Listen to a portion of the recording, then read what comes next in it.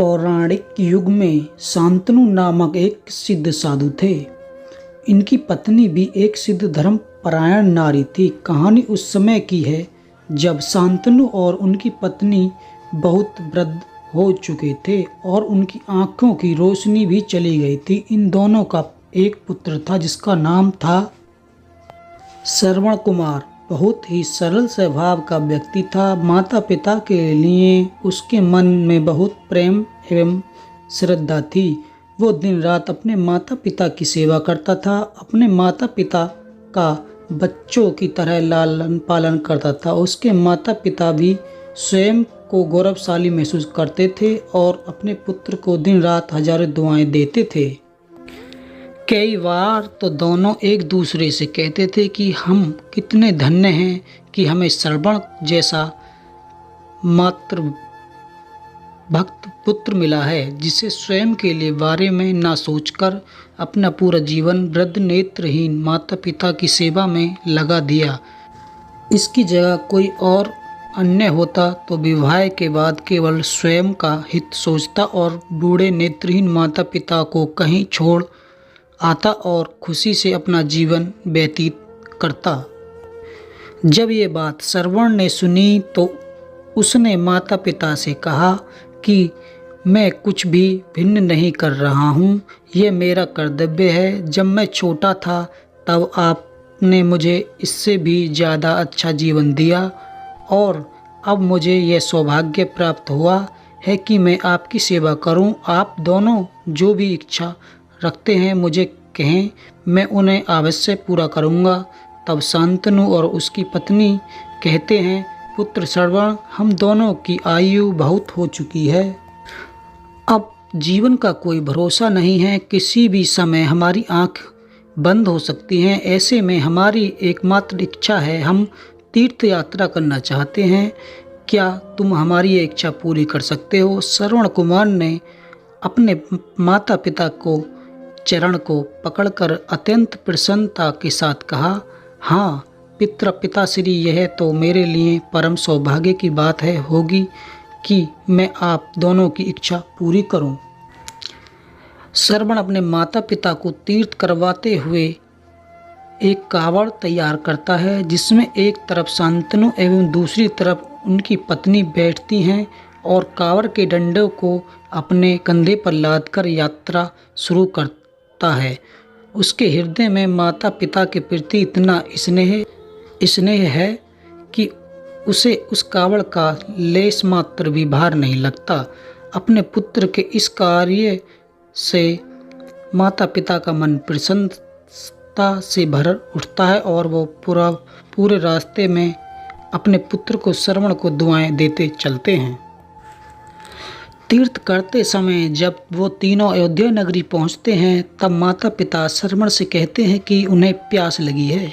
श्रवण कावड़ को जंगल में रखकर हाथ में पत्तों का पात्र बनाकर सरयू नदी से जल लेना चले जाते हैं।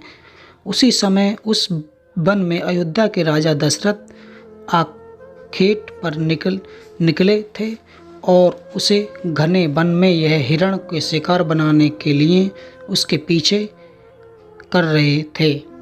तब ही उन्हें घने जंगल में झाड़ियों के पार सरयू नदी से पानी के हलचल की आवाज़ आती है। उस हलचल को हिरण के पानी पीने की आवाज़ समझकर महाराज दशरथ शिकार के उद्देश्य से तीर चला देते हैं और उस तीर से श्रवण कुमार के हृदय को आघात पहुंचता है, जिससे उसके मुंह से पीड़ा भरी आवाज़ निकलती है, जिसे सुनकर दशरथ स्तब्ध रह जाते हैं और उन्हें अनहोनी का एहसास होता है और वो भागकर सरयू नदी के पर पहुंचते हैं, जहां वो अपने तीर को श्रवण के हृदय में लगे देखते हैं, भयभीत हो जाते हैं और उन्हें अपनी भूल का एहसास होता है। दशरथ श्रवण कुमार के समीप जाकर उससे क्षमा मांगते हैं। तब अंतिम सांस लेता है श्रवण कुमार महाराज दशरथ को अपने वृद्ध नेत्रहीन माता पिता के बारे में बताता है और कहता है कि वे प्यासे हैं, उन्हें जाकर पानी पिला दो और उसके बाद उन्हें मेरे बारे में कहना। और इतने ही कहकर श्रवण कुमार मृत्यु को प्राप्त हो जाते हैं। भारी हृदय के साथ महाराज दशरथ श्रवण के माता पिता के पास पहुंचते हैं और उन्हें पानी पिलाते हैं। माता पिता आश्चर्य से पूछते हैं उनका पुत्र कहाँ है। वो भले ही नेत्रहीन हो पर वो दोनों अपने पुत्र को आहट से ही समझ लेते थे।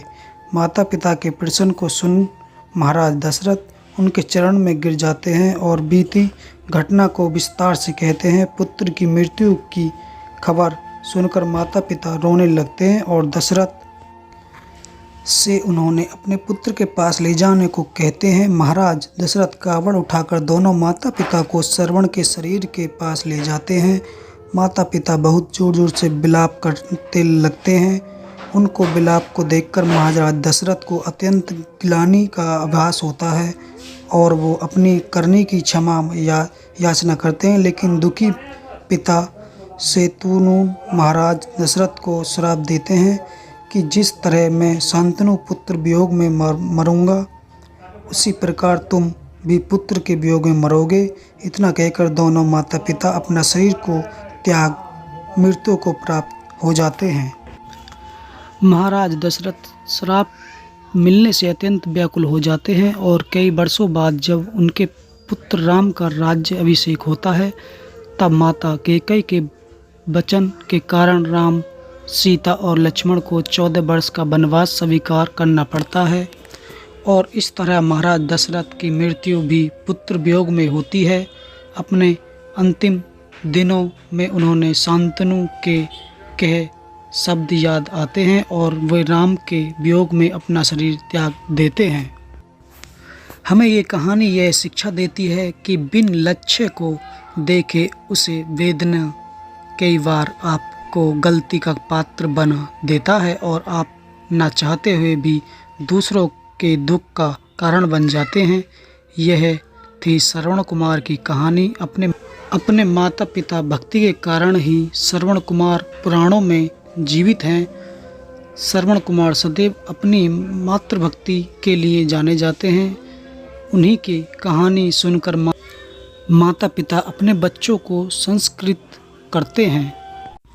नमस्कार दोस्तों, आपको श्रवण कुमार की कहानी कैसी लगी हमें कमेंट बॉक्स में ज़रूर बताइएगा और कहानी अच्छी लगी हो तो अपने चैनल को सब्सक्राइब कीजिएगा।